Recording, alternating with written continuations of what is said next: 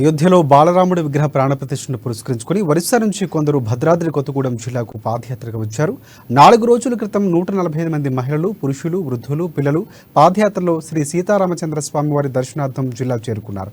వారందరూ దాదాపుగా 120 కిలోమీటర్ల పాదరక్షకులు లేకుండా రామచంద్ర స్వామిని దర్శించుకునేందుకు భద్రాద్రి కొత్తగూడెం జిల్లా చేరుకున్నారు.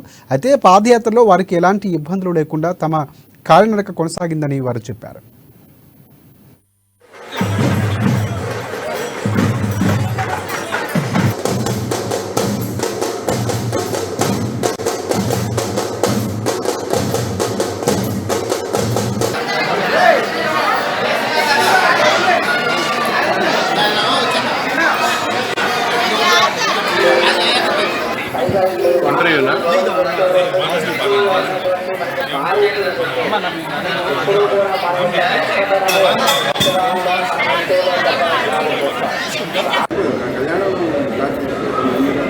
ఉంటే సాధన